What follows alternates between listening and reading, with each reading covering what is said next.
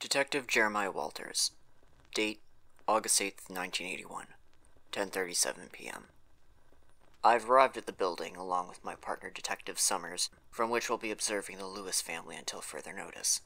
All of which are suspects, save for their two small children, for the murders of Kathleen Dutchman and Donna Wise. As mentioned, we'll be stationed here until further notice, but shouldn't be more than a month. The building we're in was thought to be just some old shed off the Lewis's property. However, upon arrival, we've realized it's actually some small abandoned abattoir.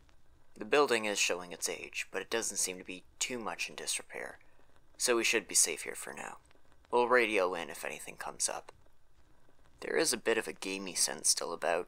Don't know how I'd be here after all these years, but I can't complain. The smell itself is quite faint, so after a bit of getting used to it, it's really not so bad. I've certainly been in worse situations. Though I can't say the same for Detective Summers. He's already gagged a few times now. Guess we'll just have to toughen up about it. While we have set up our equipment, we're both quite tired and the Lewis's house seems to be silent for the night. So we'll forgo observations until the morning. Detective Jeremiah Walters. Date, August 9th, 1981, 8:12 p.m. First daily report of our watching the house. I woke up early, so I'll be taking the late morning into early evening watch, while Summers will be on the lookout starting tonight. All four suspects within the house are accounted for. The previously interviewed Mr. Mark Lewis and his wife Patricia Lewis, Mr. Lewis's brother Adam Lewis, and Patricia's elderly mother, Ruth McMahon. Their daily routines seem to be typical. Mr. Lewis leaves the house at around 7 a.m. and returns at approximately 5:30 p.m. As per the interviews, Ruth is retired, Patricia's on maternity leave, and if Adam even is employed, he works all day around the house and within the yard. Other than that, no suspicious activity thus far, and no arrivals at the house. Nothing more to report.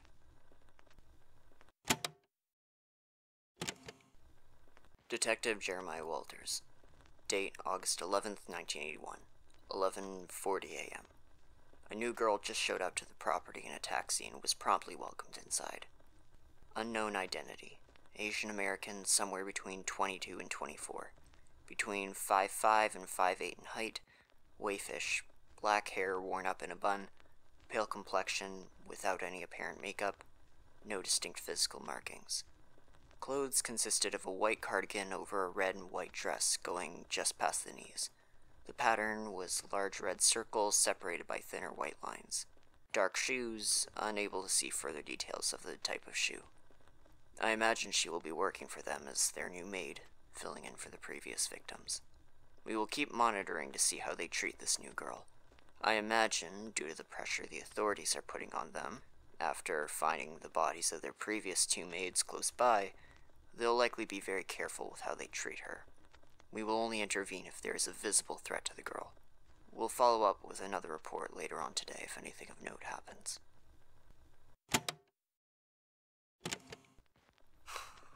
Detective Jeremiah Walters. Date, August 13th, 1981, 8:12 p.m. At approximately 1300 hours, we saw Adam heading into the woods where the bodies were originally discovered. He kept going to and from the woods with a wheelbarrow. He didn't seem to bring anything into the woods, but would come out with small logs and various other pieces of wood. This is all despite being told to stay out of the area so as not to tamper with the crime scene and further incriminate himself. Aside from that, I can now confirm that the new girl is indeed the replacement maid for the family. I saw her today cleaning the windows in some sort of dark uniform or casual clothing. Couldn't make any details out as the windows are all prismatic and slightly frosted. I will admit, once I saw her, I felt like I could finally breathe despite the stale air in here. After our prior recorded reports that she never left the building and couldn't be seen anywhere on the property, I feared the worst. Rationally, she is our little lure for our killer, but she's still a young girl. I hope to God that if it's better for her, we can get her out of that house. Detective Jeremiah Walters. Date, August 14th, 1981, 5:46 p.m. The girl was working in the front garden from 1400 to 1630 hours, so we could finally get a better description of her appearance. Today, she was wearing a yellow striped shirt, blue denim overalls, white laced-up sneakers, and a straw sun hat. She is far more thin than I initially thought, though. Her wrists and face don't show a lot of fat. In those clothes, tied to a rake and she'd be a fully functioning scarecrow. At around 3:15, I'd say, Patricia came out yelling at her about something. She addressed her as Ling Ling, cannot confirm if that's the girl's actual name or a racist moniker. I couldn't make out all the details of the conversation, but it had something to do with tea, which Patricia promptly threw on her. The girl appeared unharmed, but throughout their entire conversation was visibly scared of that crazy bitch. I don't blame her, though. You'd think she was found guilty of the murders with all that goddamn screaming. There were 2 other witnesses that can attest to this event. Adam, who quickly disappeared around the corner after getting a hatchet from the shed, and Patricia's mother on the porch, who just shook her head despondently. We'll keep tabs on Patricia's explosive behavior. Nothing more to report.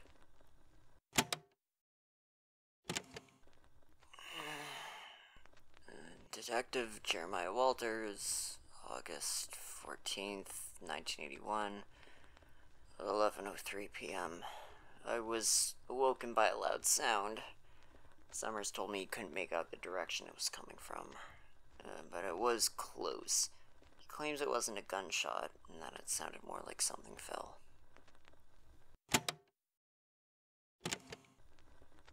Detective Jeremiah Walters, date August 15th, 1981, 9:13 a.m. Adam was spotted going into the woods early this morning at around 0800 hours.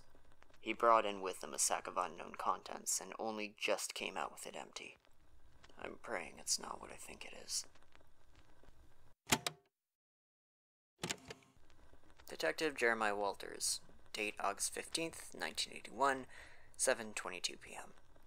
Good news, I saw the girl again today. She was dancing with one of the Lewis's children in her arms as she greeted Mr. Lewis home. Mr. Lewis arrived home at a later time today, and only just pulled up in the driveway a few minutes ago. The girl seemed to be smiling and laughing the whole time talking to him, though. I'm glad they're on good terms, from what it seems. Detective Jeremiah Walters, date August 17th, 1981, 1:04 p.m. Nothing of note to report thus far today. Summers, however, was called back to the station to help on another case. I was told I'd get another backup later on today.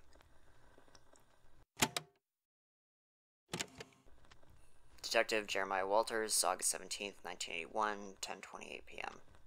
My replacement didn't arrive as promised. Given the nature of the situation, I'll stay up for a few more hours to watch in case anything happens. But the house has quieted down significantly, and otherwise I don't know how they expect me to stay up for this. Not sure when I'll get up, though, so I can account for Mr. Lewis's typical departure to work, or whatever Adam does in the yard, but whatever. It's gonna be tricky. Detective Jeremiah Walters, date August 18th, 1981, 11:53 a.m. Lieutenant Jackson came down to bring some supplies again today. He said I was going to be flying solo for now until needed. He told me not to worry about it and to just stay awake for the daytime. It's going to be dull, but I guess I can make sock puppets for conversation. But damn, am I going to use my vacation time after this? Things are getting really uncomfy here. And I just found out this building is some sort of mouse problem. I saw one today scurrying out of a hole, but I've also been hearing a good amount of rustling coming from somewhere, so that's always great. Other than that minor update, nothing to report on the house or the girl.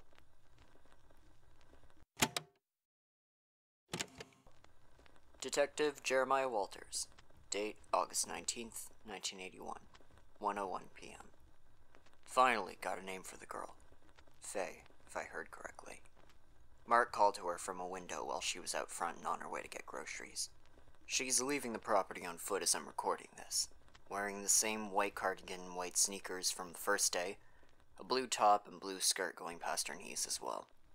Before the window was shut, I swore I heard some sort of yelling coming from inside. I don't know what the conflict was about, but I'm starting to take it that Mrs. Lewis has herself a fiery temper.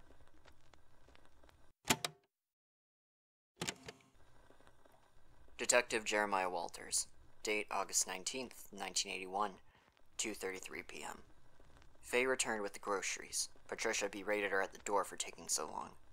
She didn't address her by her name, but with a blatant slur, so I think it's reasonable to assume that Ling Ling is not her real name, but was instead Patricia's ugly side showing. We'll be sticking with Faye for the rest of the recordings unless we get a definitive identity otherwise.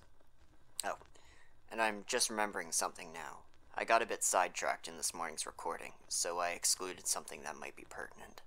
I forgot to mention that I saw a silhouette of a person take a shovel into the woods at around 0500 hours. I assume it was Adam again due to the build. I definitely feel like something weird's going on here. There's just too much tension between Mrs. Lewis and Faye. Whether that's due to racism, personal reasons, or Mrs. Lewis's own private motives, I can't say.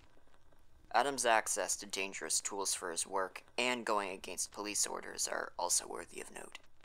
Mr. Lewis, I won't rule out either. Some psychopaths can work their emotions like a light switch, so a smiling mask isn't enough to convince me alone. I do believe Ruth can be crossed off the list, however. She's far more feeble than I initially anticipated, needing help even to just step out the door and sit on the porch. Even though Faye looks like she could be blown over with a sneeze, I do think that she, or either of the victims for that matter, could have held her own against her. Nothing further to report for now.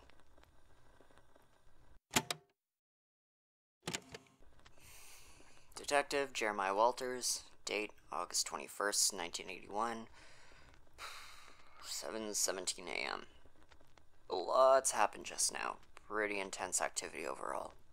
The first thing I saw this morning was Faye running out of the house screaming and crying with Mr. Lewis in tow. He was trying to grab and keep Faye from running off, but she managed to slip out and keep her distance. Not long after, the Banshee herself bolted out onto the lawn as well. From what I gathered, Mr. Lewis was trying to put the moves on Faye, but she wasn't reciprocating. His wife walked in on the struggle and went on the attack. As Faye pleaded for Mark to stay away, Patty was verbally abusing her, saying that she was a slut, a homewrecker, da-da-da. I doubt she had any say in the matter, though. Once Faye ran off the property, Ruth came out trying to pull the now hysterical Patty back in the house. All the while, she was calling out her horn dog of a husband for past infidelities with women at the office. I don't know, a hell of a lot to untangle. At least now we have some motive that Patty may have had for killing the prior maids. Now that that's all over and Mr. can't keep it in his pants is off to work, I'll check out if anything else happens throughout the day. I'll update if needed. Detective Jeremiah Walters. Date August 22nd, 1981, 12:01 p.m. A taxi showed up at the Lewis residence about half an hour ago, with Faye and who I can only assume are two relatives, both of which of East Asian descent, one male, one female. The male, aged 26 to 30, 5'8", 5'10", normal build, short black hair, white collared dress shirt, dark pants and shoes.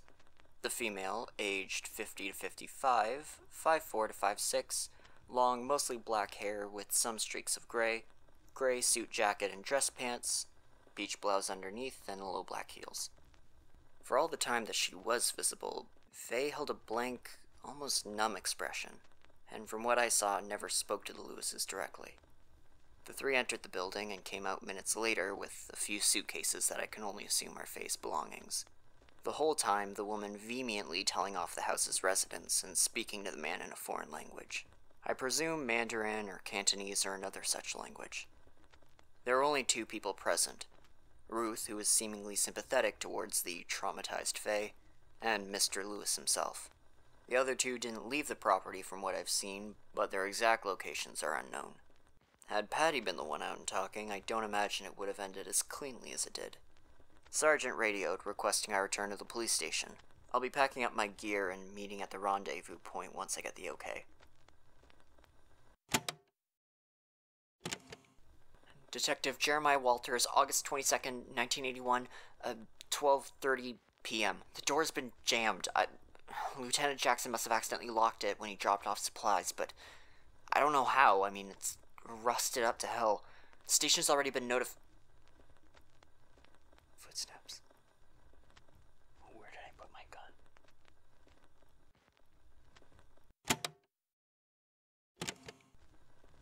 This is Jeremiah Walters. The killer is not any of the Lewises, or at least not the ones we've interviewed. I spotted all the suspects in the house at some point while packing, but someone is in here and they are pursuing me. This person knows I'm alone and I don't know how to get out of here. He knows everything that's going on, because all this time, he's been watching us through the floorboards.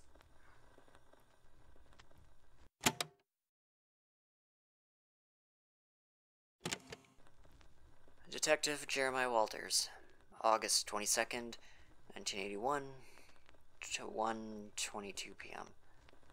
I've apprehended a Mr. Joseph Garcia King, who is now being transported to the hospital. Mr. Garcia King attempted to charge at me with a hatchet after breaking down the door where I was hiding. I managed to locate my firearm, and after he failed to comply with my orders to stand down, I had no choice but to shoot him twice in the upper leg to stop him. The paperwork's gonna be a bitch, but I'll take that over being a fleshy chopping block. We'll question him further to see if he is in fact our killer once he's recovered. For now, though, I'm off to the station to report my shots, hand in my tapes, get cleaned up a bit, and maybe then I'll ask the boss if I can go home early. After all this, I just want some whiskey and to take my one and only on a trip to Chicago. Nothing more to report at this time.